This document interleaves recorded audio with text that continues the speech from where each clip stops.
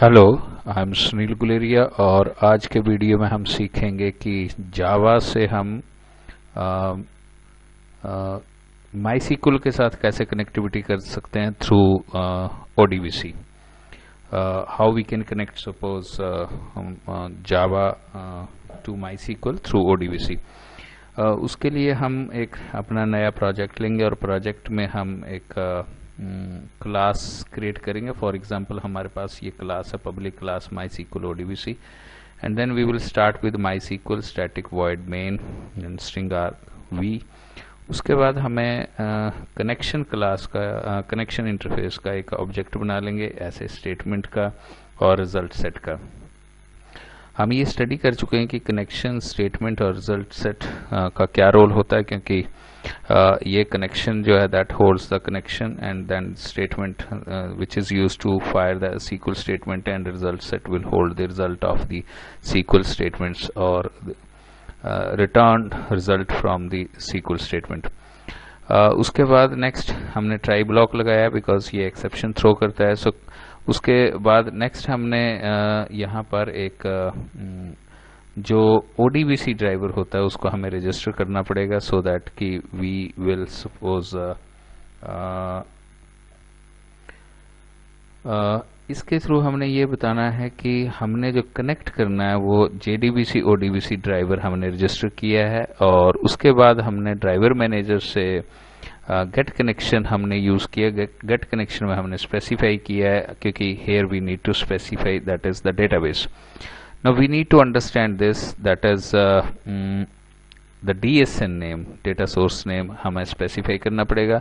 So JDBC colon ODBC colon and then here this is DSN CompuHelp. This is actually the DSN which I have created in ODBC.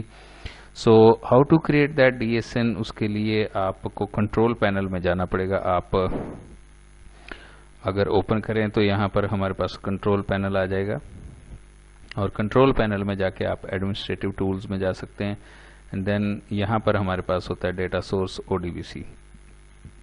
ODBC means open database connectivity. Java में हम ODBC के through भी connectivity कर सकते हैं, और direct हम जो वेंडर्स होते हैं उनकी क्लासेस के थ्रू भी हम, या उनके ड्राइवर्स के थ्रू भी कनेक्टिविटी कर सकते हैं। यहाँ पर आपको एक DSN क्रिएट करना पड़ेगा। जैसे अभी मैंने ये DSN CompuHelp क्रिएट किया हुआ है, इसको मैं अपने कनेक्शन में यूज़ कर रहा हूँ। अगर आप चाहते हैं कि यहाँ DSN क्रिएट करना है तो आप ऐड पे क्लिक करेंगे, और ऐड में जाके आपके पास ये ड्राइवर्स होने चाहिए, जैसे MySQL कनेक्टर होता है, या आपको इंटरनेट से आप डाउनलोड कर सकते हैं। MySQL JDBC कनेक्टर हमारे पास होता है, ये MySQL की वेबसाइट से आप डाउनलोड कर सकते हैं, और उसके बाद आप इस पर क्लिक करके आप फिनिश करेंगे तो यहाँ आप DSN का नाम दे सकते हैं। जैसे आप लिख दें यहाँ पर DSN न्यू। डिस्क्रिप्शन देना चाहते हैं दे सकते हैं, अदरवाइज आप TCP/IP सर्वर बता सकते हैं, हमारे पास लोकल होस्ट है, स्पेसिफाई कर दें, अदरवाइज ये पोर्ट नंबर इसने ऑटोमेटिकली पिक किया है। यूज़र नेम हम जानते हैं कि यूज़र हमारा जो डिफ़ॉल्ट यूज़र है रूट है, और पासवर्ड उसका ब्लैंक है।